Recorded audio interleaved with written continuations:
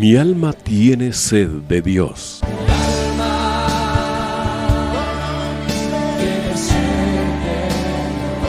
Un espacio que reconforta, alienta y motiva a la luz de la palabra de Dios. Un espacio de clamor e intercesión por todos aquellos que hoy necesitan una palabra de aliento de parte del Dios Todopoderoso.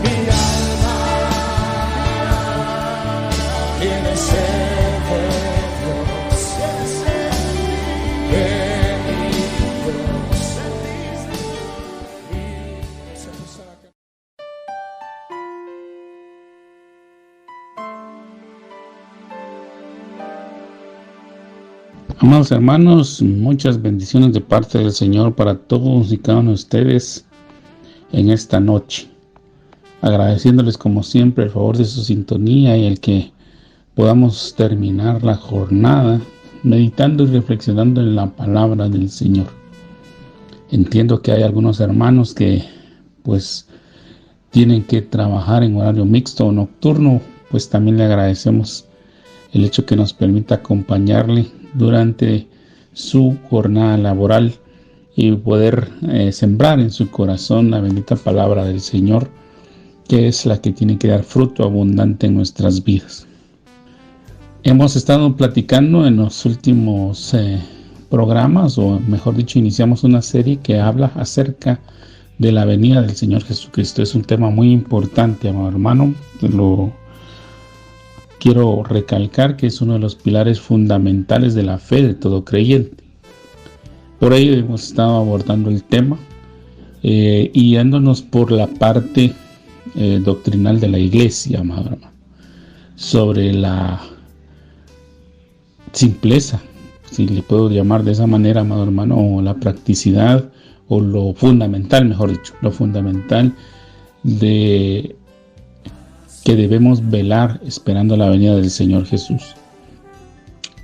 Tengo claro, amado hermano, y creo que todos en algún momento hemos escuchado alguna enseñanza acerca de los eventos cósmicos, políticos, sociales, culturales, familiares, regionales, etcétera, que se van a estar dando como parte de las señales de la venida del Señor Jesús.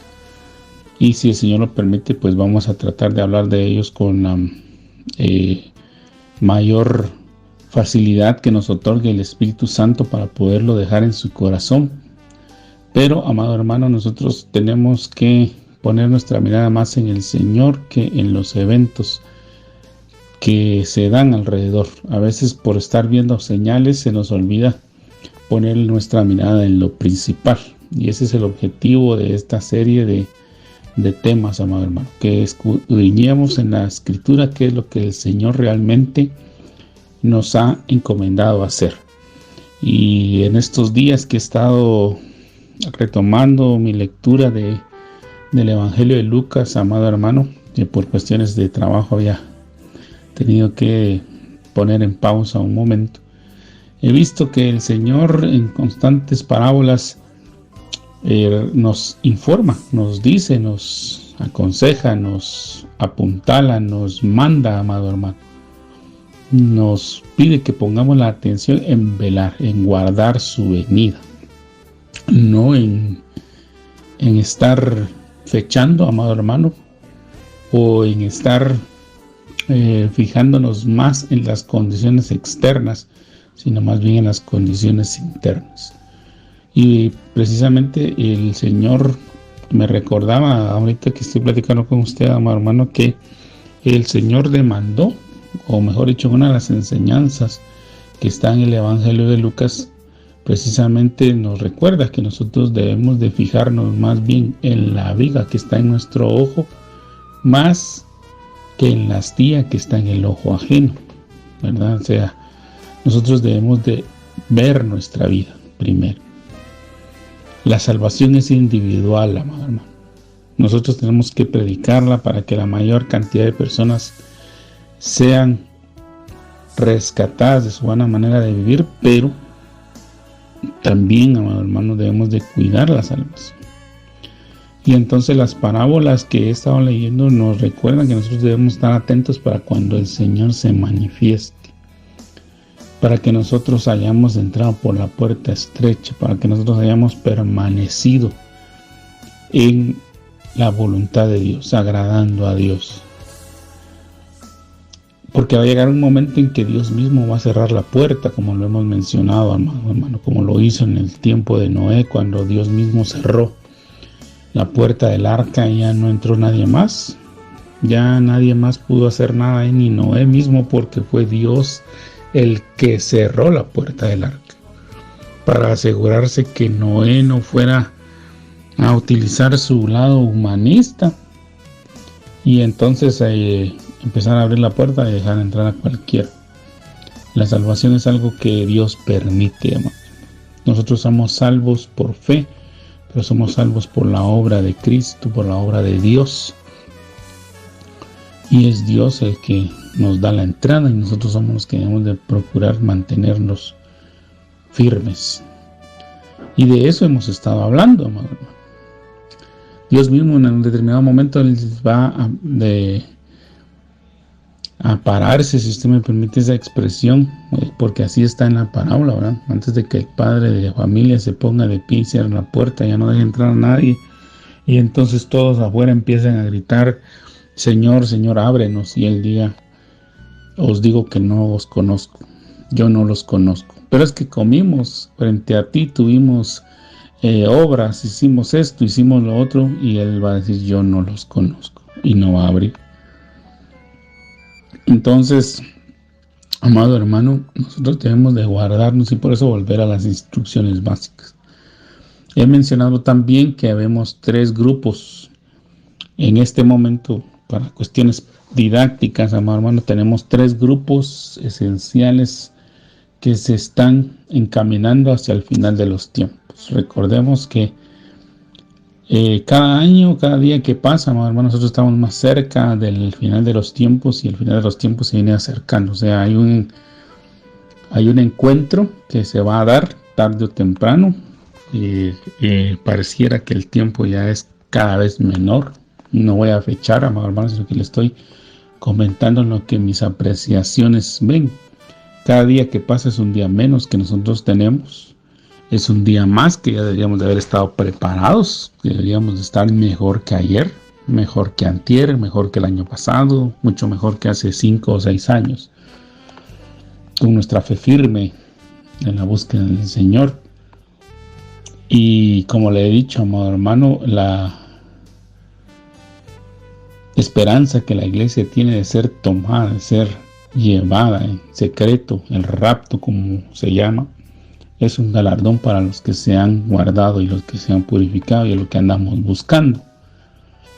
El hecho de que el rapto se dé es en cualquier momento que se puede dar, y cuando el rapto se dé, entonces va a iniciar oficialmente el tiempo de la tribulación y la gran tribulación. Entonces ahí, amado hermano, pues sí, van a haber salvos, claro que van a haber, porque Apocalipsis lo dice.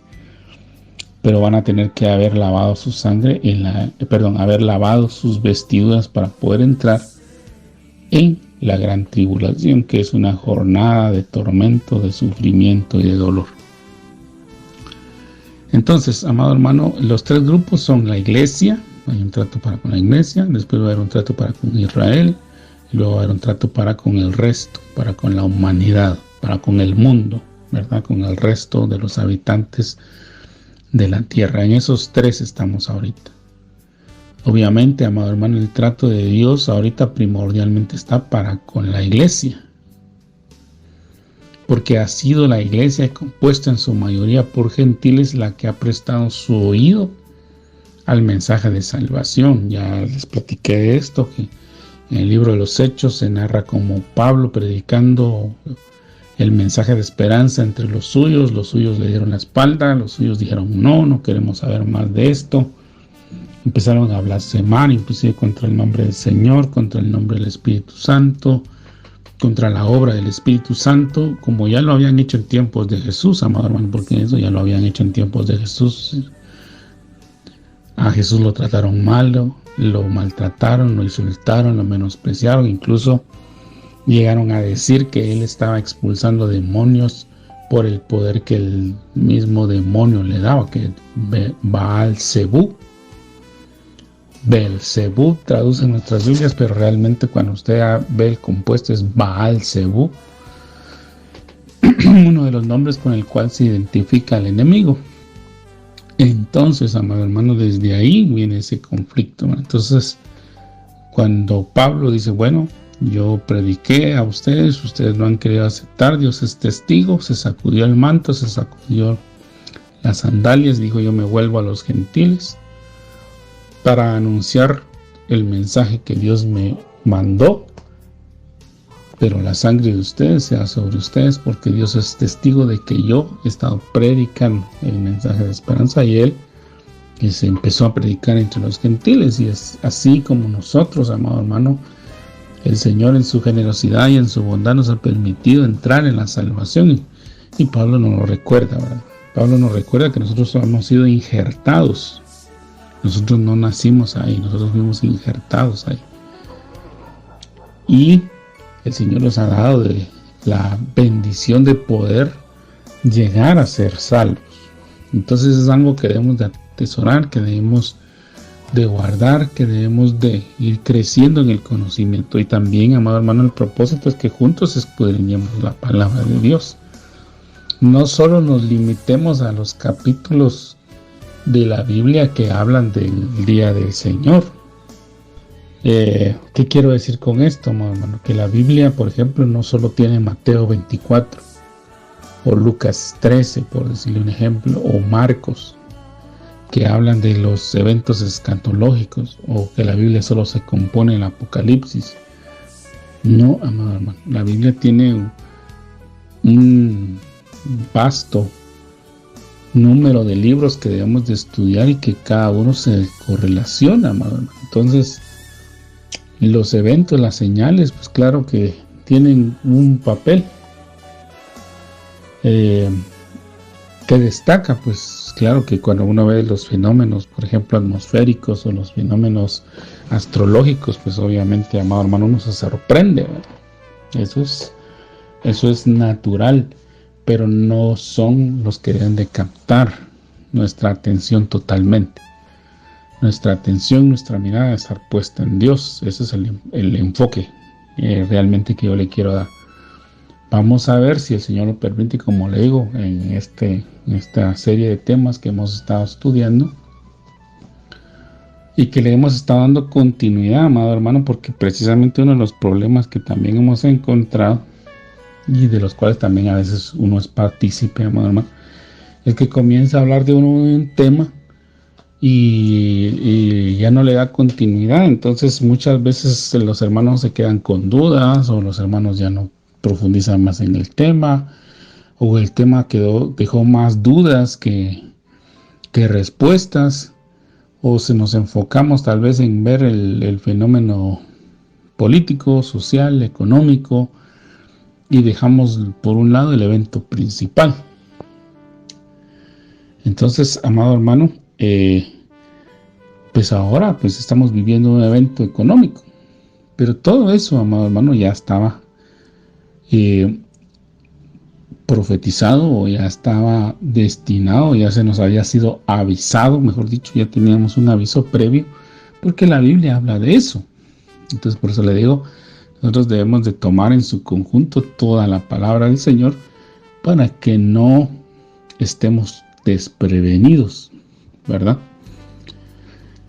Y entonces, amado hermano, en vista de todo ello, nosotros hemos hablado de lo que el Señor mismo dijo acerca de la venida.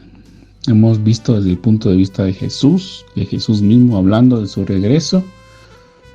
Hemos estado haciendo algunas reflexiones acerca de la venida del Señor, y estamos leyendo ahorita las cartas del apóstol Pablo a los tesalonicenses. ¿Por qué? Porque son las primeras cartas que el apóstol Pablo escribió. O sea, ya se ha establecido por medio de estudios y de personas a las que Dios les ha dado gracias y favor de ir y profundizar, de investigar, de hacer estudios arqueológicos, estudio de los documentos, de los papiros, de las copias que se tienen del Nuevo Testamento, tanto del Antiguo como del Nuevo Testamento, el fechar, el buscar de acuerdo a los contextos, de acuerdo a los materiales, de acuerdo a la redacción, establecer más o menos las fechas en que estas cartas fueron escritas.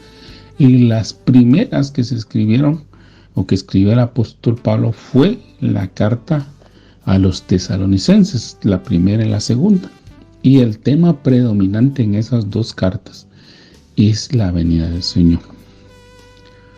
¿Por qué? Porque Pablo, amado hermano, bueno, de hecho quiero dejar claro que todos los apóstoles que el Señor llamó, todos los discípulos que el Señor llamó, todos los que compusieron la iglesia en el principio, estaban convencidos de que el Señor iba a regresar en cualquier momento.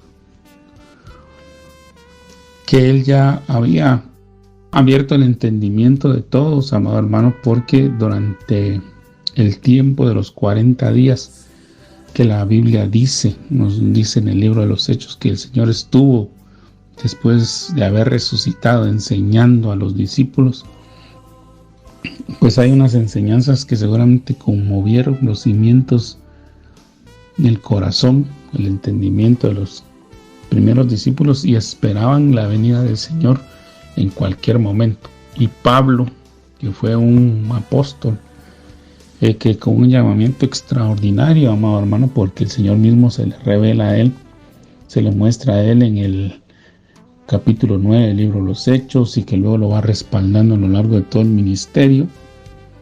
Empieza a escribir por inspiración del Espíritu Santo, por mandato del Espíritu Santo, las cartas, y él también esperaba la manifestación inminente de la venida del Señor, el rapto de la iglesia. Por eso es que él escribe, amado hermano, con mucha pasión. Usted lo puede leer cuando usted tenga la oportunidad, lea las cartas del apóstol Pablo y usted va a ver que él esperaba con mucha pasión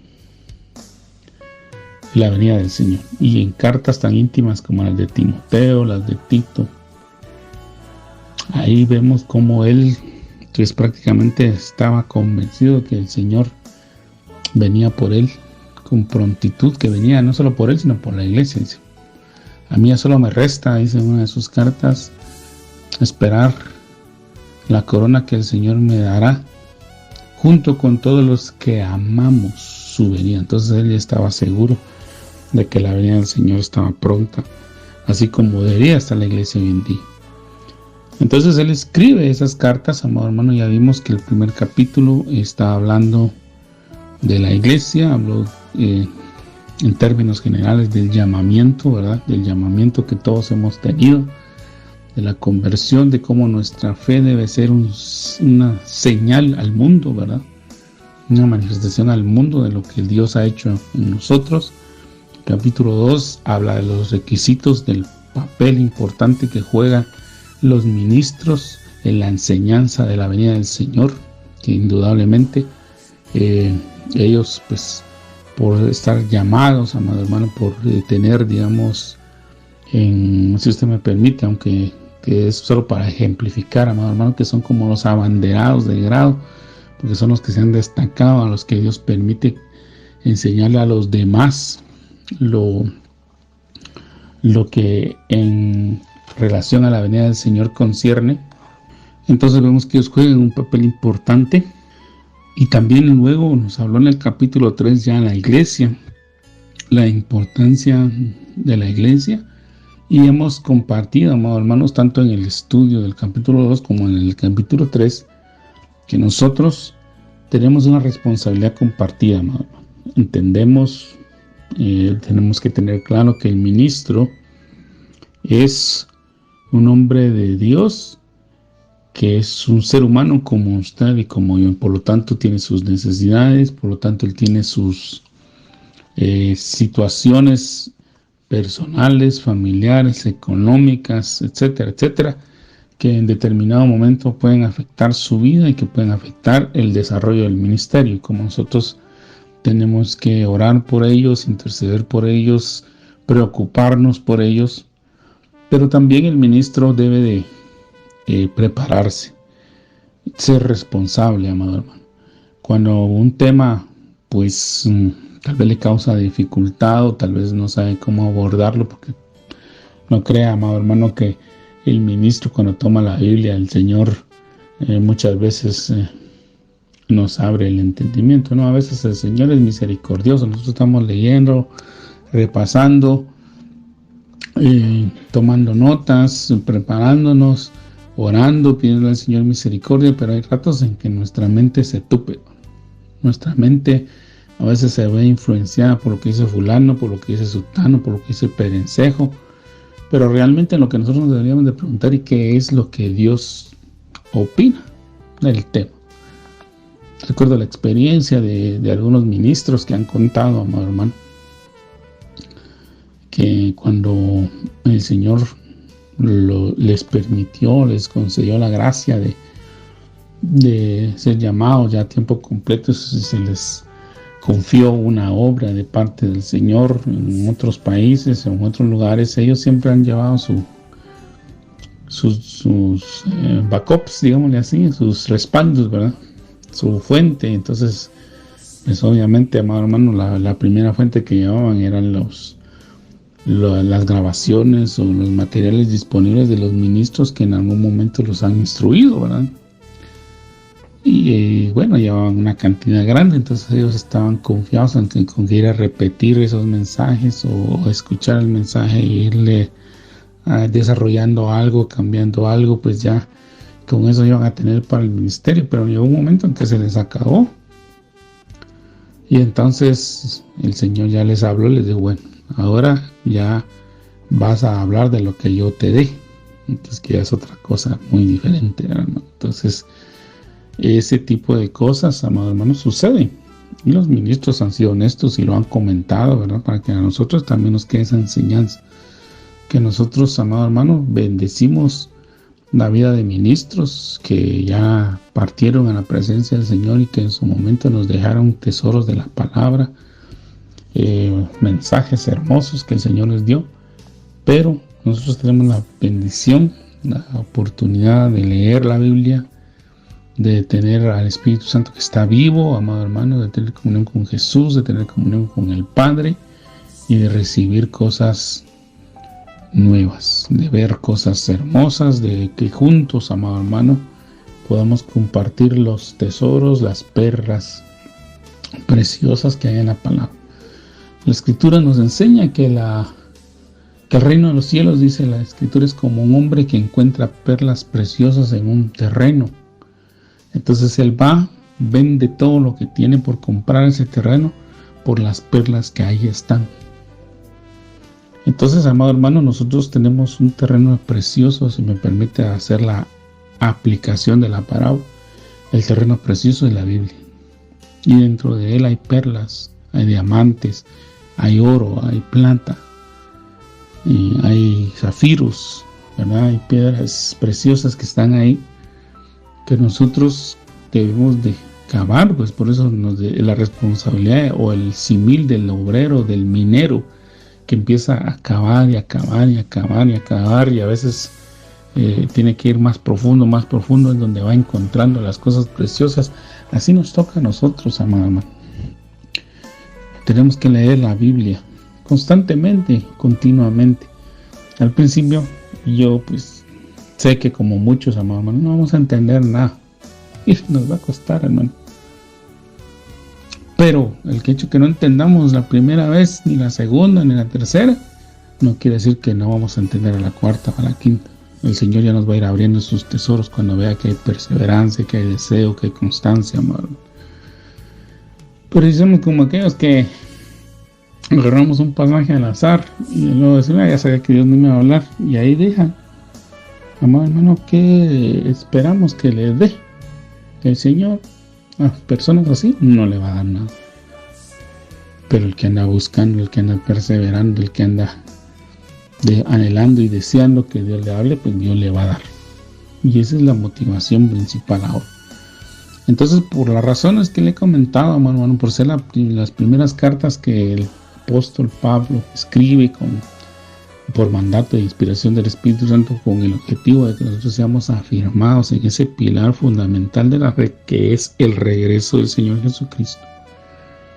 Yo le estoy invitando, amado hermano, a que leamos y que analicemos. Pues yo no le estoy diciendo que yo tengo la verdad absoluta, porque ahí estaría yo mintiendo. La verdad absoluta la tiene Dios. Yo lo que estoy haciendo es compartiendo lo que Dios me da y motivarle a usted para que juntos, amado hermano, estudiemos, ¿verdad? Reflexionemos, que usted escuche el tema. Si no puede hacerlo en este momento, lo escuche de una manera posterior. Usted tome notas, usted vaya, lea, estudie. Bueno, gracias a Dios ahora tenemos muchos materiales, amado hermano. La verdad que en este tiempo nosotros hemos sido abundantemente bendecidos, porque existen muchos materiales de apoyo para el estudio de la palabra, pero más que todo el material que pueda existir, amado hermano, debemos de avivar, cultivar, fortalecer nuestra relación con el Espíritu Santo, que es el que inspiró estas cartas, el que ordenó su escritura, que utilizó a hombres, claro, porque utilizó a hombres, utilizó idioma, utilizó tinta, utilizó gramática, utilizó materiales, amado hermano, que pues no podemos negar su existencia, ¿verdad? Porque debemos de entender que fueron hombres que compraron los materiales con tinta y con esfuerzos de desvelos, sacrificios, etcétera, fueron escribiendo lo que el Señor les fue dando, y que tuvieron que irlo preservando, cuidando, ¿verdad? Que la única manera que existía en aquel momento, amado hermano, usted no crea que es como ahora, que se tiene una computadora, usted hace un archivo, lo graba y queda en su computadora, queda en la nube, queda en varios lados, ¿verdad? Tiene usted la oportunidad de guardarlo de esa manera, sino que la única forma de preservarlo era que cuando el papiro empezaba a desgastarse, porque sufría un desgaste por el tiempo, por el clima, por el uso, la única manera era copiarlo otra vez, copiar letra por letra, y en ese proceso, amado hermano, es que mucha gente ha permitido ahora que tengamos por lo menos 5,000 copias de lo que se conoce como el Nuevo Testamento, y copias diversas de lo que es el Antiguo Testamento, y que esas han sido objeto de traducción para que nosotros hoy podamos estudiar, ¿verdad? Usted puede estudiar ahora en idioma español gracias al sacrificio, al deseo que Dios puso en otros hombres que se han preparado responsablemente para poder traducir la palabra del Señor, y con temor y temor poder tratar de transmitir el mensaje que Dios quiere. Y gracias a Dios también hay variantes o hay versiones que nos van aclarando, porque los idiomas pues tienen, los idiomas originales en que fue escrita la Biblia tienen muchas palabras, muchas acepciones ricas del propio idioma, que a veces el traductor tiene que leerlas todas, y bueno, tomaron la decisión en ese momento: voy a traducir esta palabra de tal forma para transmitir tal pensamiento. Pero la verdad es que si nosotros agarráramos la palabra, nosotros también nos dedicáramos a estudiar los idiomas, la gramática, la ortografía, la puntuación, los auxiliares, los verbos, los adjetivos, etcétera, todo lo que ya sabemos en el idioma español, y tuviéramos el griego, pues créame, hermano, que si nosotros tuviéramos Biblias transliteradas tendríamos unos volúmenes impresionantes, y nos daríamos cuenta que, por ejemplo, solo en un versículo podríamos llenar hasta 5 o 6 páginas de las posibles traducciones que se le pueden hacer a un verso de la palabra de Dios. Y eso creo que me estoy quedando corto. Y ese es el trabajo que los traductores hacen. Y le comento que ahora todos esos materiales han llegado a nuestros días. Entonces, pidámosle al Espíritu Santo que nos ayude. Y esta es la invitación que yo le estoy haciendo, ¿no? Pidamos al Espíritu Santo su ayuda, su guía. Y hoy, leyendo el capítulo 4, porque se me está yendo el tiempo y disculpe pero voy a empezar, dice: por lo demás, hermanos, os rogamos y exhortamos en el Señor Jesucristo que de la manera que aprendisteis de nosotros, como os conviene conduciros y agradar a Dios, así abundéis más y más. Porque ya sabéis qué instrucciones os dimos por medio del Señor Jesús. Porque esta es la voluntad de Dios, vuestra santificación. Que os apartéis de fornicación y que cada uno de vosotros sepa cómo poseer su propio vaso en santidad y honor, no en pasión de concupiscencia como los gentiles que no conocen a Dios. Que ninguno agrave ni defraude en este asunto a su hermano, porque el Señor es vengador de todo esto, como ya os hemos dicho antes y testificado solemnemente. Pues no nos ha llamado Dios a inmundicia, sino a santificación. Así que el que desecha esto no desecha a hombres, sino a Dios, que también nos dio su Espíritu Santo. Pero acerca del amor fraternal, no tenéis necesidad de que os escriba, porque vosotros mismos habéis aprendido de Dios que os améis unos a otros. Y también lo hacéis así con todos los hermanos que están por toda Macedonia. Pero os rogamos, hermanos, que abundéis en ello más y más, y que os esforcéis afanosamente por tener tranquilidad y ocuparos de vuestros propios asuntos y trabajar con vuestras manos de la manera que os hemos mandado, a fin de que os conduzcáis honradamente para con los de afuera y no tengáis necesidad de nada. Y no queremos, hermanos, que ignoréis acerca de los que duermen, para que no os entristezcáis como los demás que no tienen esperanza. Porque si creemos que Jesús murió y resucitó, así también traerá Dios con Jesús a los que durmieron en él. Por lo cual os decimos esto por palabra del Señor, que todos nosotros, los que vivamos, los que hayamos quedado hasta la venida del Señor, no precederemos a los que durmieron. Porque el Señor mismo, con voz de mando, con voz de arcángel y con trompeta de Dios, descenderá del cielo, y los muertos en Cristo resucitarán primero. Luego nosotros, los que vivamos, los que hayamos quedado, seremos arrebatados juntamente con ellos en las nubes para salir al encuentro del Señor en el aire, y así estaremos siempre con el Señor. Por tanto, alentaos los unos a los otros con estas palabras. Amén. Y amén. Entonces, amado hermano, este capítulo, para ir resumiendo y para irle dejando ya ideas claras, amado hermano, este capítulo ya nos habla a todos en conjunto, ¿verdad? A la iglesia, incluyendo a los ministros y a los militantes, a las ovejas, al rebaño, a la grey del Señor, a la congregación.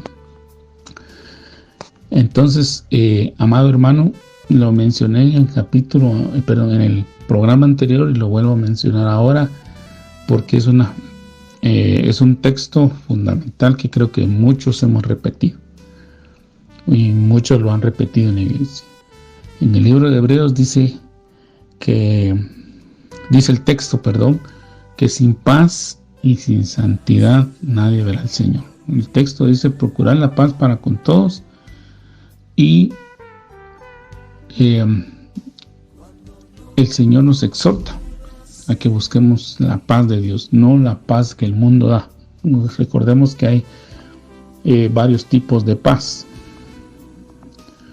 pero el Señor maneja simplemente un concepto: la paz del mundo y la paz que Él da. Eso es lo que hay. Ahora, actualmente, si usted busca paz, usted va a encontrar que hay paz interior, que hay paces de este tipo, paz del otro tipo, paz de aquel, paz mental, etc.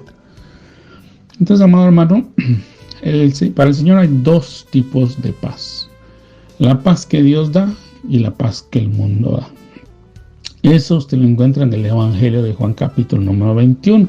Ya lo leímos también en uno de estos programas anteriores.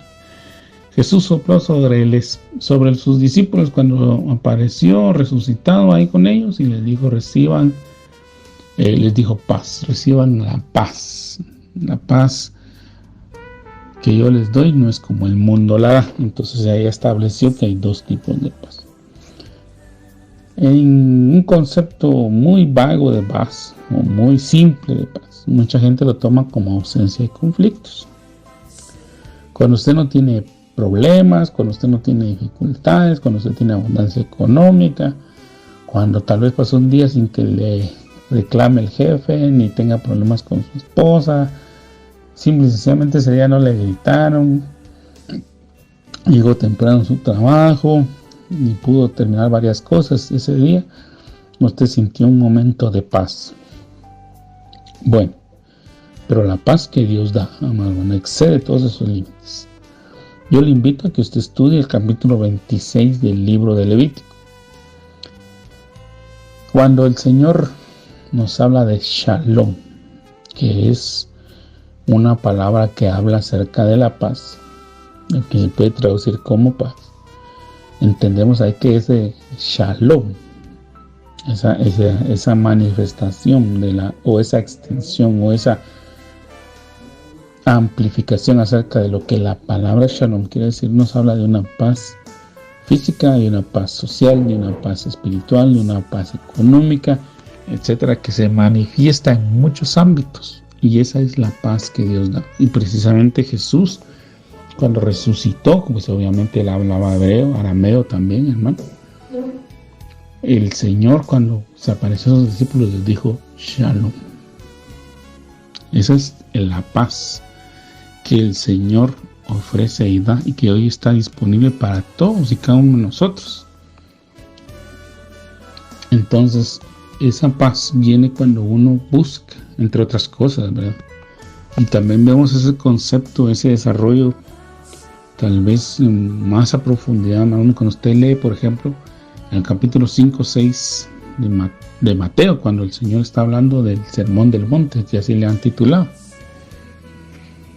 Y Él empieza a hablar de todas las situaciones que en el mundo se dan, de todas las situaciones de las necesidades personales que cada persona tiene, amado, porque ahí sí que todas tienen necesidad de alimento, de vestido, de techo, de muchas cosas, amado. Nuestro Dios no es ajeno a eso. Dios sabe todas las necesidades que nosotros tenemos, de alimentación, de beber agua, pues, para vivir, de tener un techo, de tener trabajo, de tener dinero para el sustento, etcétera. Dios está consciente de todo ello. Y todo eso viene hablando ahí en esos capítulos, y de repente dice, pero buscad primeramente el reino de Dios y su justicia, y todas las cosas serán añadidas. Entonces, cuando uno busca al Señor, esa paz, ese Shalom que uno necesita, eso que cubre todo, viene cuando uno busca al Señor. Entonces Dios da acceso a eso. ¿Por qué le menciono eso? Porque aquí, amado hermano, precisamente nos está hablando de eso. Ahorita nos está hablando de la parte de la santificación. Recordemos que nuestro Dios es un santo. No un santo como un luchador o como una palabra que se designa para una imagen. No. Nuestro Dios es santo, esa es la palabra correcta. Es una de las virtudes o uno de los atributos, como dice un hermano al que yo aprecio mucho, dice, uno de los atributos de Dios que está elevado a la tercera potencia, dice él, es que nuestro Dios es santo. ¿De dónde sacó eso? Pues en Isaías 6, cuando usted lee el capítulo, se da cuenta que el Señor, Isaías tiene una visión, ve al Señor, y entonces los querubines que están allá alrededor empiezan a cantar o a pronunciar santo, santo, santo. Es el Señor, Dios Todopoderoso. En Apocalipsis vemos ese mismo canto, esa misma palabra, santo, santo, santo, esa misma expresión hablada 3 veces. Entonces, nuestro Dios es santo. Y de hecho en el Antiguo Testamento Él habla de la santidad, de su santidad, y Él dice, sed santos como yo soy santo. Sed santos porque yo soy santo. Entonces, amado hermano, Él nos santifica. Y hay una santidad, amado hermano, que pues yo quisiera podérsela explicar de una mejor manera, pero realmente me van a faltar las palabras. Pero nosotros somos santos cuando Él nos llama. Ya tenemos una santidad posicional, le dicen a los teólogos, pero ahí luego tenemos una santidad progresiva. Es una santidad que tenemos que ir desarrollando. Usted sabe que estábamos en el mundo y que nos tenemos que ir despojando de muchas costumbres. Precisamente de eso está hablando aquí. Aquí dice que nosotros nos debemos de conducir, que nos tenemos que conducir para agradar a Dios. Y aquí el apóstol Pablo exhorta en el nombre del Señor Jesucristo en el verso 1 que de la manera que aprendisteis de nosotros como os conviene conduciros y agradaros a Dios, así abundéis más y más. Es decir, que nosotros imitemos el ejemplo de los hombres santos que han agradado a Dios. Bueno, ya dije una cosa más. Que imitemos a aquellos siervos de Dios cuyo testimonio nos ha permitido ver que ellos agradan a Dios. No que nosotros copiemos lo que hizo, sino que imitemos. Y que aprendamos las cosas buenas. Que, por ejemplo, si ellos leían la Biblia, que si ellos estudiaban la Biblia, que si ellos hacían oración, que si ellos hacían adoración, que si ellos mantenían la paz, la tranquilidad. A eso se refiere, amado. Es decir, ver, aprender de eso. Nosotros, amado hermano, tenemos que predicar el evangelio más por testimonio que por palabra, porque a veces la palabra es muy bonita, muy preciosa, pero el testimonio es muy malo, y es ahí donde muchas veces ha fracasado la iglesia. La iglesia predica muy bonito, lindo, versículos temáticos, versículos en cadena, buenas referencias, etcétera, pero no lo aplican. Y la gente quiere ver más que se viva lo que se predica que oír lo que se predica. Entonces, amado hermano, tenemos que guardar ese ejemplo. Aquí dice que las instrucciones, amado, miren, Pablo estaba tan convencido que él estaba hablando de parte de Dios, que él lo pone aquí. Obviamente lo está poniendo porque el Espíritu Santo se lo dice, pero entonces la lección o la instrucción para nosotros es que nosotros debemos de recibir las instrucciones que nos dio el Señor Jesús, y esas donde están en la Biblia. Por eso yo vuelvo a insistir una vez más, nosotros debemos de leer la palabra. Nosotros no debemos de permitir, amado hermano, que se nos quite ese privilegio. Hay países, amado hermano, sobre todo en el Asia, donde ahí inició el Evangelio. Fíjese que eso es lo más triste. En Asia, que inició el Evangelio, porque todos esos lugares fueron los que visitó Pablo. Ahora la Biblia está prohibida ahí. Hay una persecución, hay una orden de muerte inclusive sobre aquel que le encuentre una Biblia. Puede ir a prisión o puede ser muerto. Hay países donde la Biblia no puede entrar. Hay países donde el contrabando no son drogas, ni alcohol, ni otras cosas, sino es la Biblia. Pero no la Biblia completa, porque no la pueden poner de esa manera, sino que son fragmentos. Y mucha gente vive con esos fragmentos, guarda esos fragmentos, atesora esos fragmentos. Y nosotros aquí en América Latina tenemos la bendición todavía de que la Biblia no ha sido prohibida, sino que al contrario es difundida, es difundida en muchos tamaños, en formatos, en versiones, en papel, en medios electrónicos, etc. Pero no la leemos. Y a veces nosotros tomamos el pensamiento, bueno, es que el hombre de Dios nos la va a leer y entonces nosotros tenemos que escuchar y aprender. No. El hombre de Dios va a hacer lo que tenga que hacer, pero el verdadero hombre de Dios le va a insistir a usted que busque usted también. Que usted invierta, ¿no? Porque creo que una de las mejores inversiones que podemos hacer es en comprar la palabra del Señor y leerla estudiarla, no solo dejarla y guardar, es leerla y estudiarla. ¿Por qué? Porque si no nos van a mutilar las instrucciones del Señor Jesucristo. Hay un ejemplo, hermano, un ejemplo tan básico, ¿verdad? Un ejemplo tan sencillo.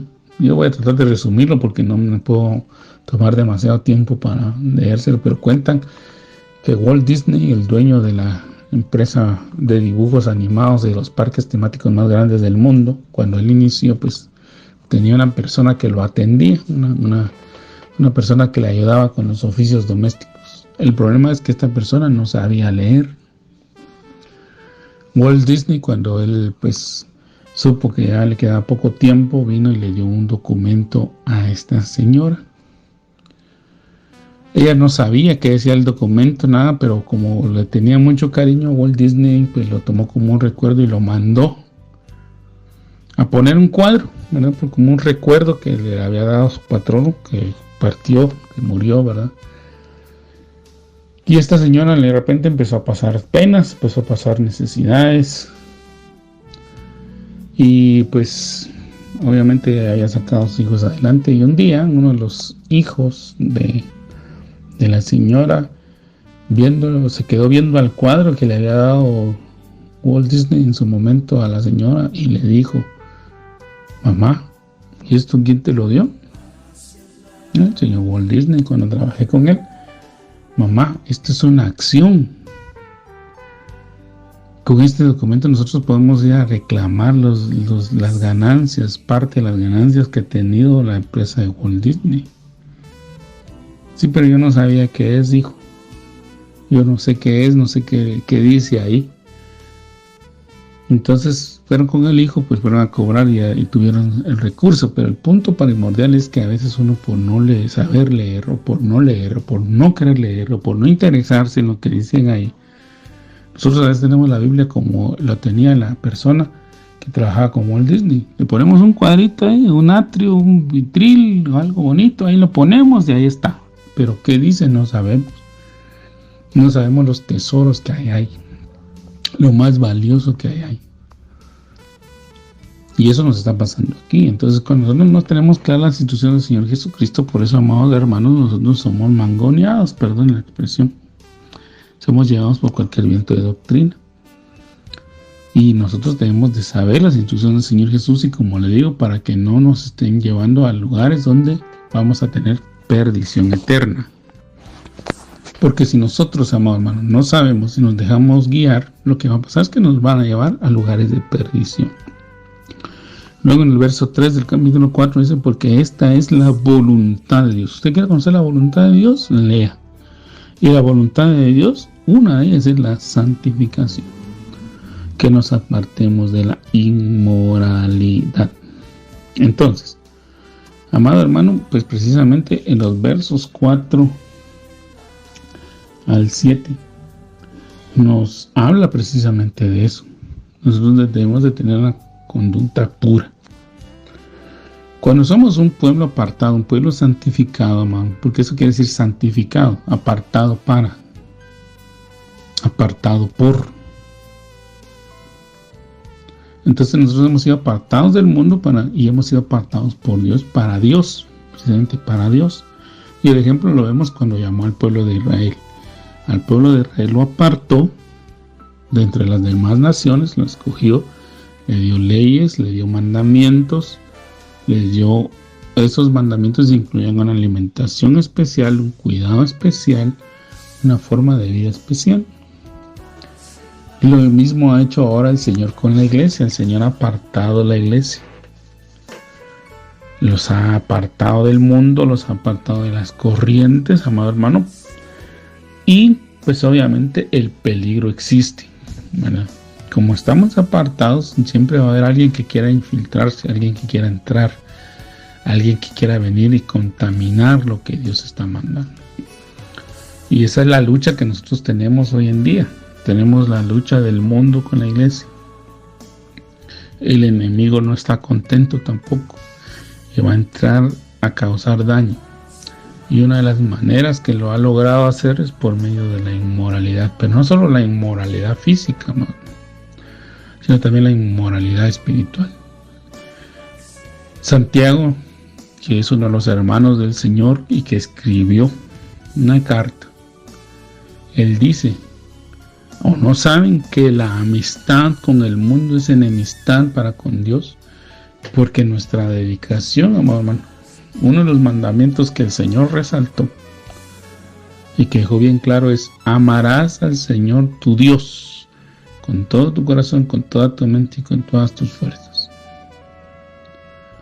Entonces nuestra dedicación debe estar al Señor. Pero si nosotros, amado hermano,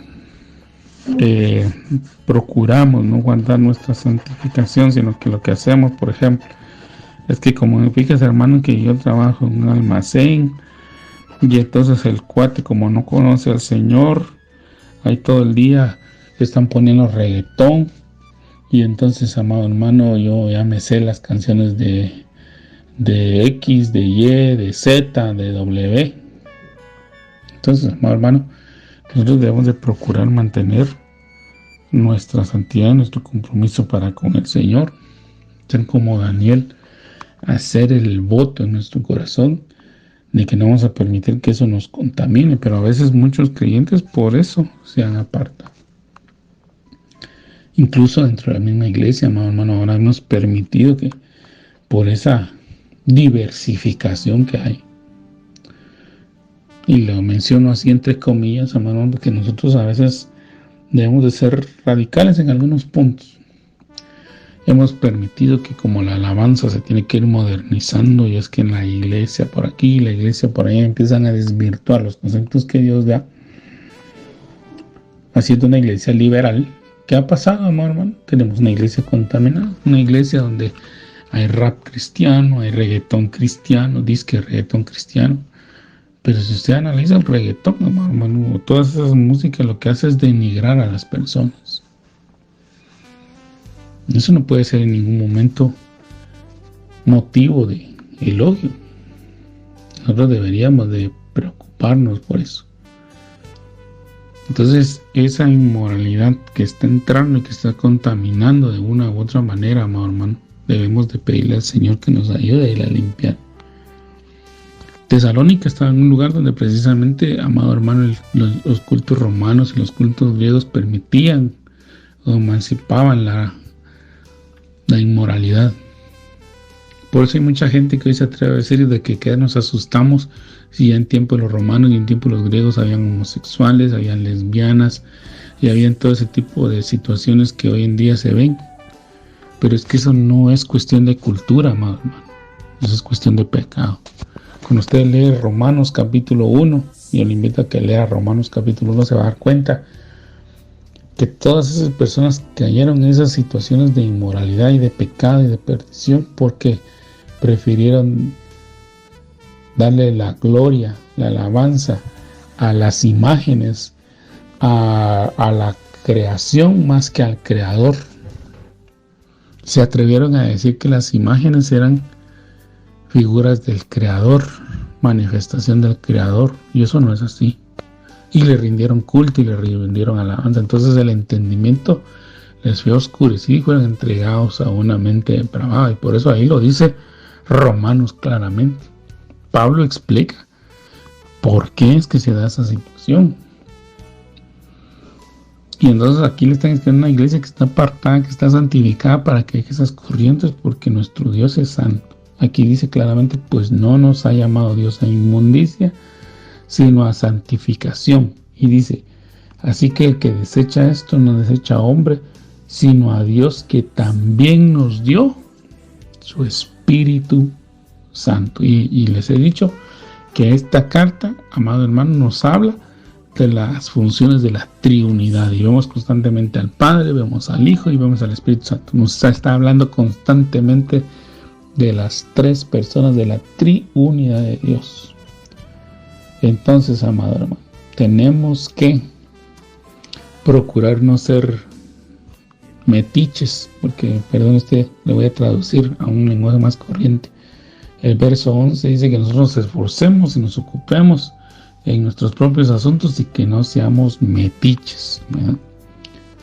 Que nosotros mostremos el amor de Dios, que nosotros busquemos el amor de Dios, que nosotros honremos con nuestro testimonio, amado hermano, al Señor. ¿Y cómo? Que nos tenemos que esforzar, no tenemos que ser haraganes, no tenemos que ser perezosos, no tenemos que ser dejados, no tenemos que ser responsables. Debemos de ser cumplidos mientras el Señor nos dé la sabiduría, el entendimiento y la fuerza. Y cuando ya no se pueda, pues es mejor decir no, ya no puedo. Pero ser uno entregado y cumplido para honrar al Señor, porque a veces el dicho famoso y popular que dice que el que mucho abarca poco aprieta es muy cierto, hermano. A veces por querer acaparar mucho no se hace nada. Y bueno, hermano, creo que le voy a tener que dejar para la siguiente fase el profundizar más en los otros versos, pero voy a empezar. La parte fundamental de la carta es la venida del Señor. Aquí ya en el capítulo 4, verso 13 en adelante, ya empieza a darnos algunos detalles más profundos acerca de la venida del Señor. Pero si usted se da cuenta, amado hermano, antes de llegar aquí, antes de ya de hablar del tema, digamos, primordial, el apóstol Pablo nos está poniendo en nuestro lugar. El Espíritu Santo, utilizando al apóstol Pablo, nos está poniendo en nuestro lugar. Y nos está diciendo: miren, hijitos, amados, lindos, preciosos, yo sé que anhelan la venida del Señor, pero tienen que examinarse, ver si verdaderamente están haciendo lo que deben de hacer. ¿A qué me refiero con eso? A que busquemos, o que asumamos, mejor dicho, nuestra responsabilidad de orar por los ministros. La palabra dice que nosotros debemos de tener en cuenta que aquellos que nos han ministrado la palabra, primero, que estén siendo honrados. Segundo, amado hermano, que estemos orando por ellos, porque ellos, pues, como les he comentado ahí ya en algunas ocasiones, y lo vuelvo a hacer ahora, ellos tienen la responsabilidad, Dios les ha dado ese privilegio de ocupar el primado en una congregación. Entonces ellos son los que tienen que impartir la palabra, tienen que impartir la enseñanza, tienen que poner orden en la congregación, son los responsables de la congregación, no solo de los bienes materiales que como congregación se hayan logrado obtener con el paso de los años, porque algunas congregaciones han sido años, amado hermano, para tener un templo, para tener las sillas, los equipos de sonido, etcétera, todo lo que hay, y las personas que trabajan, poderles pagar a tiempo completo, a las personas que trabajan a tiempo completo en la congregación. Pero es el ministro responsable de llevar la palabra. Y debemos de orar por que tanto sus necesidades físicas y materiales estén satisfechas, pero también, amado hermano, que la responsabilidad mayor que tienen, que es la congregación, la vida de las personas, estén ministrando la palabra del Señor. No que estén ministrando otra cosa, no que estén ministrando sus pensamientos personales, sus filosofías, o lo que ellos consideren que son, ¿verdad? Que como son poetas, que como que son aquí, como que son allá, ellos pueden entonces hablar de eso, estar hablando de sus viajes, estar hablando de esto, de lo otro. No, tienen que hablar de la palabra del Señor y procurar con diligencia tener comunión con el Espíritu Santo para ministrar la palabra del Señor. Nosotros como iglesia, que seamos receptivos a esa palabra del Señor. El Señor no nos prohíbe pensar. Es que ese es otro punto que nosotros debemos. El Señor no nos prohíbe pensar. El Señor no nos prohibió que nosotros, a diferencia del siglo XIV, XIII, donde la Biblia pues solo la podía leer el ministro, y el ministro decía que en la Biblia dice: ayúdate que yo te ayudaré, y nosotros decíamos amén. Y eso no es cierto, ¿no? Hoy todos tenemos acceso a una Biblia, y también nosotros como congregación debemos de meditar, leer, reflexionar en aquello que se nos está dando, y orar por el ministro, pero también orar por la iglesia, por todas esas conductas que se están viendo, ¿no? Nosotros tenemos que asumir nuestra responsabilidad, la responsabilidad del ministro, la responsabilidad de la iglesia, la responsabilidad como cuerpo. Verdaderamente como cuerpo estamos siendo guardados, amados hermanos. Estamos procurando nuestra santificación, estamos procurando no caer en el pecado, estamos procurando honrar el nombre del Señor, estamos rechazando aquello que a Dios no le agrada, porque a veces nosotros no le preguntamos a Dios si es que le agrada o no le agrada. Lo que nosotros a veces hacemos es que como a nosotros nos gusta, y yo soy el ministro, yo soy el que mando, pues yo lo pongo, no es que a mí me guste. Y tiene que agradar a Dios, porque el que murió por la iglesia es el Señor. La iglesia le pertenece al Señor, no a ningún ministro ni a la iglesia. No es que porque nosotros vengamos y digamos, pero es que como yo con mis diezmos mantengo la iglesia, entonces dejemos de diezmar, entonces la iglesia existe. Entonces usted está volviendo un rebelde, un pecador, en una persona que no está siendo utilizada por Dios, sino que usted está siendo utilizado por el enemigo. Entonces estamos honrando a Dios en nuestro trabajo, estamos honrando a Dios en lo que hacemos, está siendo Dios bendecido. Entonces lo que el Señor nos está motivando es a que reflexionemos en nuestra conducta interna. Amado hermano, hay muchas necesidades dentro del pueblo de Dios. Yo no sé si usted las ve, pero yo sí las veo. Enfermedad, pobreza, miseria, escasez y muchas otras situaciones que nos dejan ver que verdaderamente nosotros no estamos manifestando y no estamos anhelando la venida del Señor. Y es por ello que estoy leyendo estas cartas, porque estas cartas nos regresan a eso, nos están sacudiendo para que nos demos cuenta que antes de anhelar la venida del Señor, o mejor dicho, que si estamos verdaderamente anhelando la venida del Señor, entonces nos ocupemos de verdaderamente estar cumpliendo los requisitos que aquí están, en lugar de estar viendo solo las señales, y en lugar de estarnos tronando los dedos. Porque hay mucha gente que dice, yo quiero que el Señor venga ya y que nos lleve, sí, pero no está preparado. No está haciendo nada de lo que hemos leído, ni de lo que hemos estado reflexionando. Lamentablemente el tiempo se me ha ido, amado hermano. Yo quisiera seguir hablando de esto, pero hay que respetar los horarios también, respetar su tiempo. Que el Señor le bendiga. Muchas gracias por acompañarnos. El próximo programa vamos a hablar un poquito, vamos a hacer un breve repaso de este capítulo, pero vamos ya a estudiar en profundidad los versos del 13 al 18 del capítulo 4 de la primera carta de los Tesalonicenses, para ver con detalle el tema primordial, que es la venida del Señor. Mientras tanto, que Dios le bendiga, que pase una bendecida noche, y si el Señor lo permite, en una próxima oportunidad estamos platicando con ustedes.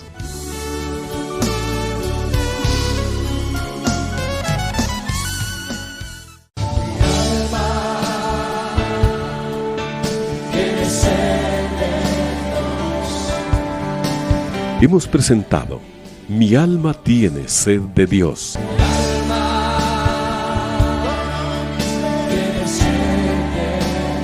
Te invitamos a escuchar nuestra próxima audición, cuando nuevamente estaremos delante del Señor exclamando: